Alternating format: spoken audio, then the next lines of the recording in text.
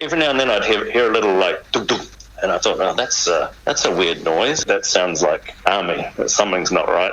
My girlfriend wakes up and she comes out and we can hear, we think it was a drone or a jet fighter, and then perhaps a helicopter. It was within a couple hundred meters of my house, and then a small explosion. I actually hear the launching of the missile, and then Hostomel exploded at 7:30. 12:30 they came back with a helicopter, and they hit the airport again.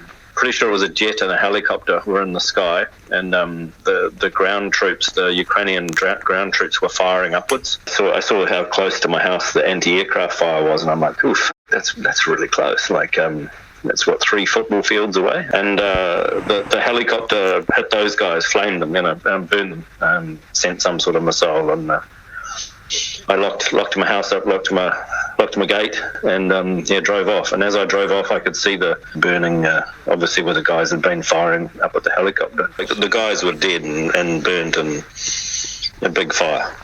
I had my mum on the phone every 50 k's, and I just kept telling her, I'm here on the M07, I'm 100 kilometres away. And the Ukraine army and the tanks, they were present to about 250 kilometres out to Poland, and then they disappeared. And I thought, okay, I'm 250 k's out. I can slow down now. It's there's no more tanks. And it was 9 o'clock when I hit the queue I was almost at the border to Poland. I got there at 9 o'clock, and get this, I crossed the border 21 hours later. Another lady from my gym who lives she's close to Butcher as well. It's a town called Vorzel, and this lady had two shells, dropped on her house. One of them was close to her house, and one hit her house.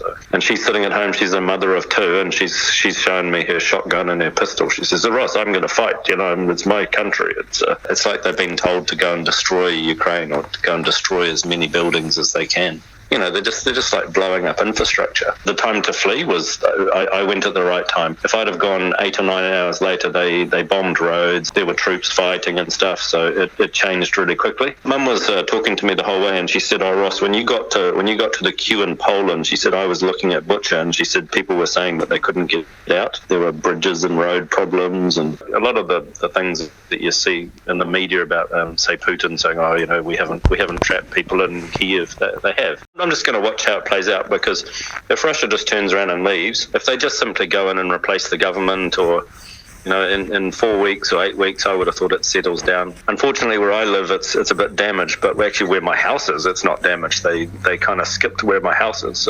But we'll see. I'm not an idiot. I'm not going to go back if it's still dangerous or risky.